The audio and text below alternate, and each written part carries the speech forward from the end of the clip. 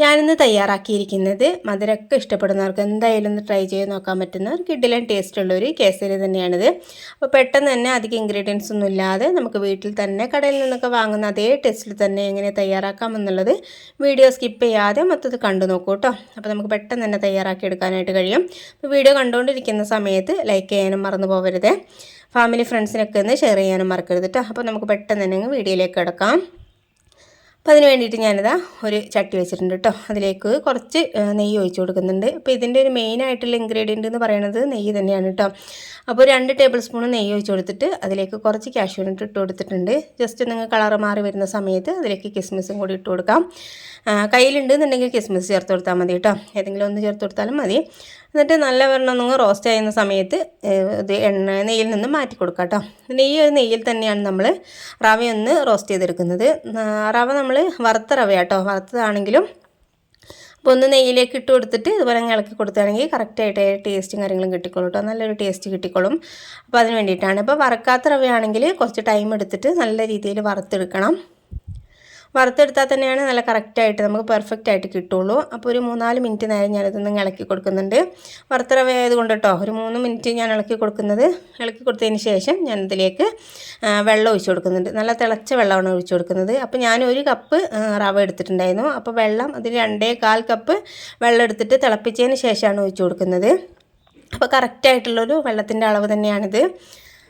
അപ്പോൾ തിളപ്പിക്കാത്ത വെള്ളം നമ്മൾ പച്ചവെള്ളം ഒഴിച്ച് കൊടുക്കാൻ കറക്റ്റായിട്ട് നമുക്ക് കുറച്ച് ടൈം എടുക്കും. അപ്പോൾ ഞാൻ തിളപ്പിച്ച വെള്ളം ഒഴിച്ച് കൊടുത്തുകൊണ്ട് പെട്ടെന്ന് തന്നെ അങ്ങ് വറ്റി കിട്ടിയിട്ടുണ്ട്. ആ സമയത്ത് കുറച്ച് ഫുഡ് കളർ ചേർത്ത് കൊടുത്തിട്ടുണ്ട്. അത് ഓപ്ഷനിലാട്ടോ. കുറച്ച് ഏലക്കായ പൊടിച്ചത് കൂടി ചേർത്ത് കൊടുക്കുന്നുണ്ട്.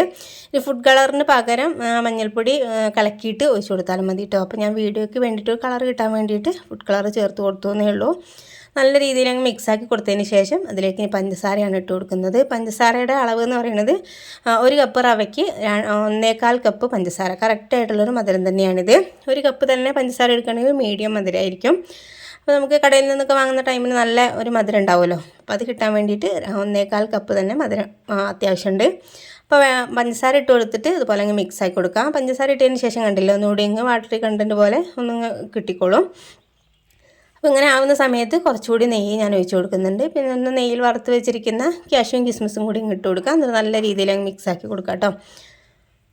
നല്ല രീതിയിൽ മിക്സാക്കി കൊടുത്തിട്ട് ഇതിൽ നിന്നുള്ള വെള്ളമൊക്കെ വറ്റിയിട്ട് ഈ പാനിൽ നിന്ന് വിട്ട് വരുന്നൊരു പാകം അതുവരെ നമുക്ക് വറ്റിച്ചെടുക്കണം. അപ്പോൾ കറക്റ്റായിട്ടുള്ളൊരു പാകത്തിനായി കിട്ടിക്കോളും. പെട്ടെന്ന് തന്നെ നമുക്ക് തയ്യാറാക്കി എടുക്കാനായിട്ട് കഴിയും കേട്ടോ. അപ്പോൾ ഞാൻ പറഞ്ഞല്ലോ തിളച്ച വെള്ളം ഒഴിച്ച് കൊടുത്തുകൊണ്ടാണ് ഇത് പെട്ടെന്ന് തന്നെ അങ്ങ് സെറ്റായി കിട്ടിയിട്ടുള്ളത്.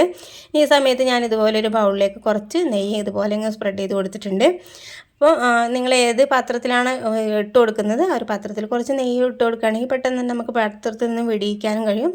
നല്ലൊരു ടേസ്റ്റും കാര്യങ്ങളും തന്നെ കിട്ടിക്കോളും. അപ്പോൾ അതിലേക്ക് ഞാനിങ്ങനെ മൊത്തം ഞാൻ ഇട്ട് കൊടുക്കുന്നുണ്ട്. ഇട്ട് കൊടുത്തതിന് ശേഷം ഞാനൊരു സ്പൂണിൻ്റെ പുറം ഭാഗത്ത് കുറച്ച് നെയ്യ് ഒഴിച്ച് കൊടുക്കുന്നുണ്ട് കേട്ടോ. നെയ്യ് തേച്ചതിന് ശേഷം ഇതുപോലെ നല്ല രീതിയിലൊന്ന് ലെവൽ ചെയ്തെടുക്കുന്നുണ്ട്. അപ്പോൾ ഒന്ന് ഒട്ടിപ്പിടിക്കാതെ കറക്റ്റായിട്ട് കിട്ടിക്കോളും. അപ്പോൾ നമ്മളിങ്ങനെ ഒഴിക്കുന്ന സമയത്ത് നല്ല ചൂടോടെ തന്നെ ഇതിലേക്ക് ഒഴിച്ച് കൊടുക്കണം കേട്ടോ. നമ്മൾ തണുത്തതിന് ശേഷം പാത്രത്തിലേക്കൊക്കെ മാറ്റുകയാണെങ്കിൽ കറക്റ്റായിട്ട് ഷേപ്പായി കിട്ടില്ല. അപ്പോൾ ചൂടോടെ തന്നെ ഇതുപോലെ അങ്ങ് ഇട്ട് കൊടുക്കുക. നല്ല രീതിയിൽ അങ്ങ് ഷേപ്പാക്കി കൊടുക്കാം. ചെറുതായിട്ടൊന്ന് ചൂട് പോകുന്ന സമയത്ത് പ്ലേറ്റിൽ നിന്ന് നമുക്ക് ഡിമോൾഡ് ചെയ്തെടുക്കാം കേട്ടോ. ഇതുപോലെ ഒരു പ്ലേറ്റ് വെച്ചിട്ട് ഒന്ന് ഫ്ലിപ്പ് ചെയ്തെടുത്താൽ മതി. അപ്പോൾ പെട്ടെന്ന് തന്നെ അങ്ങ് കിട്ടിക്കോളൂ കേട്ടോ.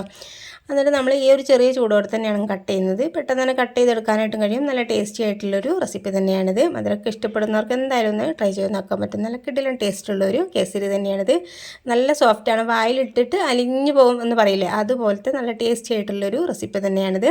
അപ്പോൾ ഇതുപോലെ ഒന്ന് ട്രൈ ചെയ്ത് നോക്കാത്തവർ എന്തായാലും ഒന്ന് ട്രൈ ചെയ്ത് നോക്കിയിട്ട് ഫീഡ്ബാക്ക് അറിയിക്കും കേട്ടോ.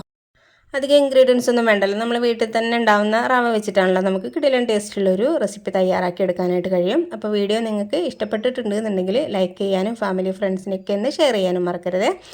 അപ്പോൾ ഇതിനേക്കാളും നല്ല കിടിലൻ വീഡിയോയുമായിട്ട് നമുക്ക് വീണ്ടും കാണാം. Okay, thank